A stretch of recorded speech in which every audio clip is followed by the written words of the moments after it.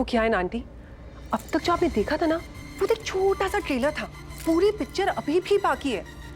And trust me Sarla aunty, मैं बिल्कुल नहीं चाहती कि आप लोग वो पिक्चर देखो, इसलिए लेट्स डू इट डील, ठीक है? आप लोग मेरी लाइफ से चले जाओ और मैं आप लोगों की लाइफ से चली जाती हूँ। वो क्या कहते हैं, जीने दो, जियो और जीने दो। तुम जैसी लड़की को तो जीने का हक ही नहीं है।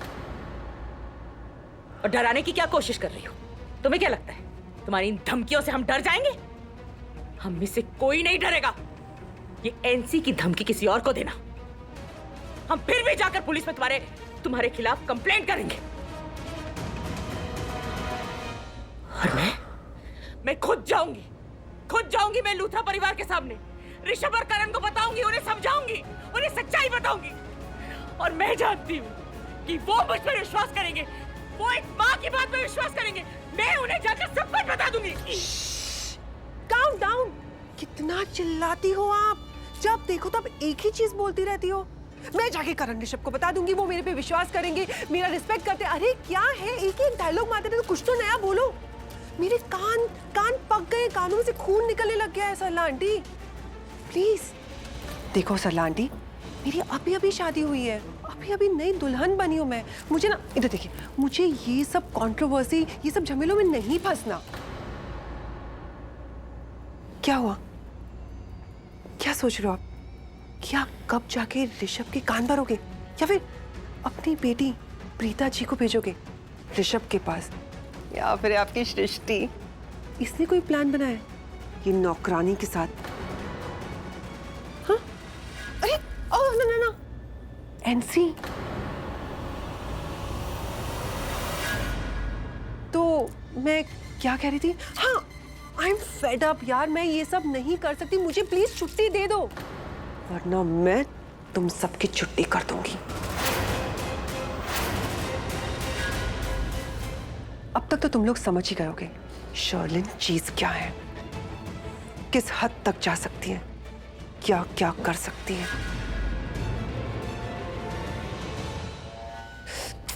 सरला आंटी, मैं आपको कैसे समझाऊं, मेरी अभी अभी शादी हुई है। देखो मंगलसूत्र देखिए मेरे हाथ में। तो जाओ ना फिर यहाँ से। अरे नहीं जा सकती ना, क्योंकि जब देखो तब आप लोग मेरी जिंदगी में आ जाते मुझे परेशान करने के लिए। मैं नहीं चाहती कि मेरे मेहंदी वाले हाथों में खून, यानी से गंदा खून लग जाए। नहीं नहीं, मैं खूनी नहीं हूं, लेकिन किसी को सुपारी देके खून जरूर करवा सकती हूँ। कितना टाइम लगता है, थोड़े से पैसे उनके सामने फेंके और काम हो गया। एक्चुअली काम नहीं, खून हो गया।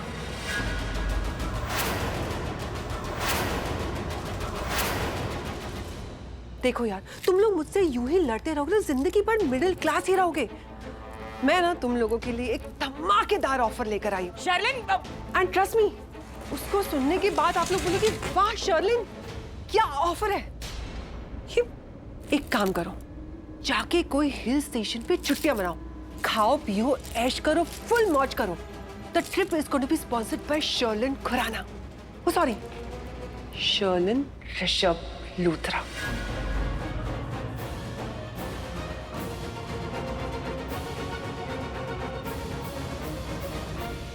और छुट्टियां क्यों, वहां जाकर जिंदगी भर सेटल ही हो जाओ, जो करना है करो, मुंह मांगे पैसे दूंगी, कोई चीज की तकलीफ नहीं होगी। प्लीज अपनी गरीबी दूर करो यार।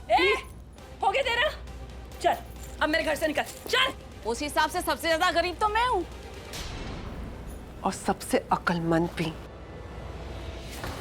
कम से कम अपनी गरीबी दूर करने की कोशिश तो की। बहुत इंटेलिजेंट हो तुम। मुंह मांगे पैसे दूंगी, यूं तुम्हारी गरीबी दूर कर दूंगी। पैसे किसे नहीं चाहिए, सबको चाहिए, मुझे भी चाहिए, लेकिन लक्ष्मी से चाहिए, तू जैसी चुड़ैल से नहीं।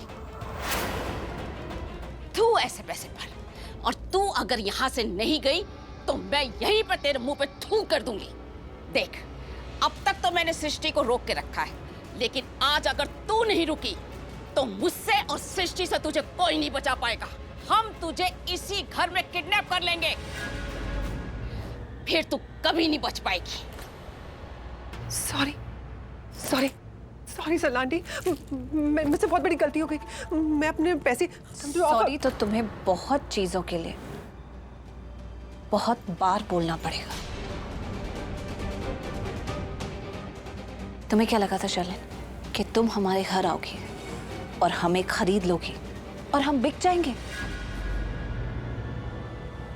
अरे अगर तुम अपने आप को भी बेच कर आओगी ना, तो हम में से किसी एक की खुददारी भी नहीं खरीद सकती। तो इससे समझ में आया कि तुम्हारी क्या कीमत है और हमारी क्या कीमत है। कीमत से याद आया, तुमने नकली फोटोज भी बनवाए ना, तुम्हारे और मेरे, जिसमें मैं तुमसे पैसे ले रही हूँ। आजकल टेक्नोलॉजी कितनी आगे बढ़ गई है ना, जो इंसिडेंट हुआ नहीं उससे पहले ही पिक्चर क्लिक हो गई। हाँ देखो, पैसे तो मैं तुम्हें अभी भी देने वाली हूँ। जब इल्जाम लग ही गया है तो पैसे क्यों छोड़ना? पैसों से भरा बैग लो और लाइफ एंजॉय करो। हाँ, इल्जाम को सच नहीं किया जाता है शर्लिन, इल्जाम को मिटाया जाता है।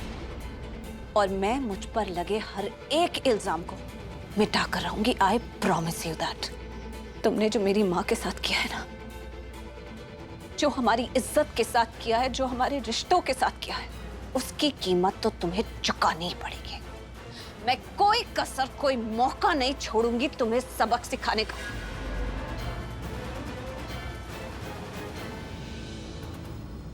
मेरी माँ ने मुझे डट के मुकाबला करना सिखाया और जितनी बार तुम मुझे गिराओगी, मैं उतनी बार उठकर तुमसे लड़ूंगी और तुम्हारा सच सबके सामने लेकर आऊंगी। गॉड, मुझे लगता है जिंदगी भर तुम लोगों की किस्मत फूटी की फूटी ही रहेगी। अरे इतना अच्छा ऑफर चल के तुम लोगों के घर पर आया था, लेकिन नहीं, गरीब हो ना, उसे भी लात मार दी। तुम लोग हर तरीके से बर्बाद हो चुके हो, तो मैंने सोचा कि चलो दोस्ती का हाथ बढ़ा देती हूँ, लेकिन नहीं। वो क्या कहते हैं, रस्सी चल गई पर बल नहीं गया और कभी जाएगा भी नहीं।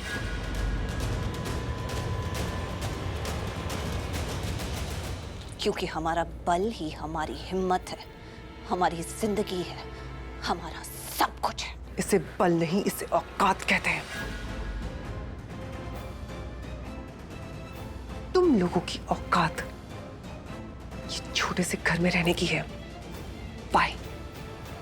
ओ हाँ, अब से मेरे रास्ते में मत आना,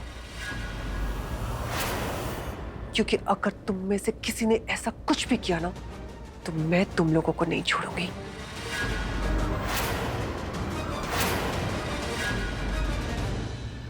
और मेरे पास है ना ज्यादा टाइम नहीं है तुम लोगों को धमकी देने का। आज मेरी सुहागरात है ना। ओ हाँ, आज तो तुम्हारी सुहागरात है, तो मैं भी तुम्हें चैलेंज करती हूँ। ऋषभ जी तुम्हारे साथ पति पत्नी का संबंध कभी नहीं बनाएंगे। तुम्हारे साथ बनाएंगे? किसी भी लड़की के साथ बनाएंगे, पर तुम्हारे साथ नहीं, क्योंकि तुम उनके स्टैंडर्ड से कहीं नीचे हो, घटिया और गिरी हुई लड़की हो, इसलिए। अरे ये रिश्ता फैमिली फैमिली खेलना बंद करो। Family game is over. तुम मेरी शादी रोकना चाहती थी, क्या हुआ? रोक पाई? तब तो वो करण भी तुम्हारे साथ था, और आज वही करण तुम्हारे अगेंस्ट खड़ा है। उसने तुम्हारा हाथ पकड़ के तुम्हें घर से धक्के मार के निकाल दिया। जब तुम करण के साथ थी तब तुम मेरा कुछ बिगाड़ नहीं पाई, तो अब तुम अकेली क्या कर लोगी? अब तुम मुझे कैसे रोकोगी वो हासिल करने से जो मैं करना चाहती हूँ?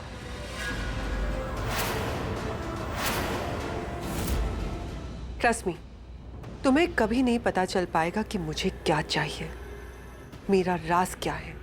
पेट में किसी और का बच्चा होते हुए भी मैंने ऋषभ से शादी क्यों की?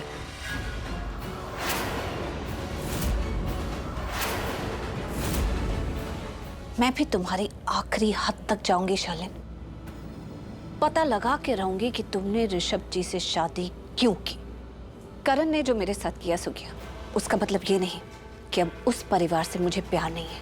मैं आज भी उस परिवार से बहुत प्यार करती हूँ, क्योंकि उस घर में मुझे बेटी जैसा प्यार मिला है। और बेटियां तो तुम्हें पता ही है, आखिरी सांस तक पराई नहीं होती। जब भी उस परिवार को मेरी जरूरत होगी, मैं उनके लिए खड़ी रहूंगी।